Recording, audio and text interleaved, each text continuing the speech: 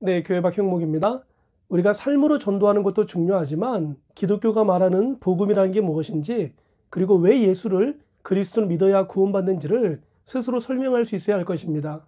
평소 신학적으로 잘 정리된 복음 메시지를 기억하고 있다면 언제든지 복음을 전해야 할 땐 큰 도움이 될 것입니다.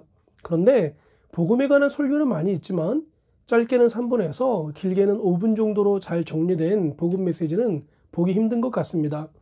그렇다고 믿지 않는 이들에게 30분 동안 설교를 듣게 할 수도 없고요.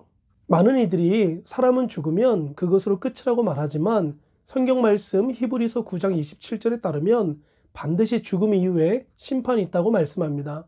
그리고 성경 말씀 로마서 3장 23절에 따르면 모든 사람은 하나님의 절대적인 선의 기준을 충족하지 못하기에 죄를 범했다고 기록하고 있습니다.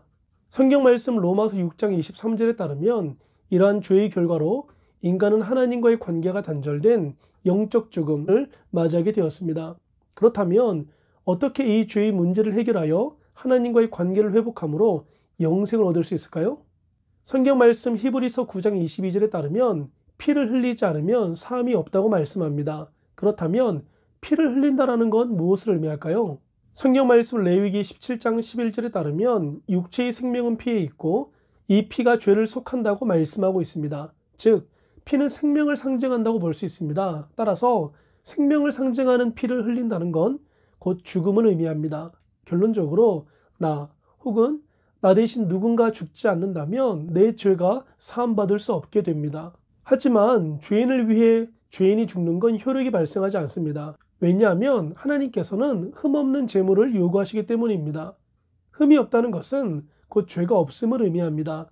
문제는 모든 사람이 죄인이므로 신이신 하나님 외엔 죄 없는 사람이 없다는 사실입니다. 성경 말씀 히브리서 4장 15절에 따르면 예수님은 죄가 없는 분이라고 말씀합니다. 그래서 하나님께서는 죄가 없으신 당신의 외아들 예수 그리스도를 우리를 대신하여 죽이시기로 작정하십니다. 이처럼 하나님께서 당신의 아들을 주신 이유는 성경 말씀 요한복음 3장 16절에 따르면 바로 우리를 지극히 사랑하시기 때문입니다. 그런데 한 가지 심각한 문제가 있습니다. 그것은 바로 신이신 예수님은 죽을 수 없다는 사실입니다. 어떻게 하면 죽을 수 있을까요? 바로 죽을 수 있는 인간의 몸을 입고 이 땅에 내려오시면 문제가 해결됩니다. 이것을 성육신, 인카네이션이라고 합니다. 성경 말씀 마가복음 10장 45절에 따르면 예수님께서 이 땅에 오신 목적을 분명하게 기록하고 있습니다. 바로 죄인인 우리를 대신하여 자신이 직접 죽으러 오셨다는 것입니다. 이것이 기독교에서 말하는 복음입니다. 성경은 우리 스스로 결코 죄의 문제를 해결할 수 없으나 나를 대신하여 죽으신 예수 그리스도께서 나의 구원자가 되심을 믿는다면 하나님과의 관계가 회복되는 구원을 받아 영생을 얻게 된다고 말씀하고 있습니다. 예수 그리스도를 당신의 구원자로 믿으시겠습니까?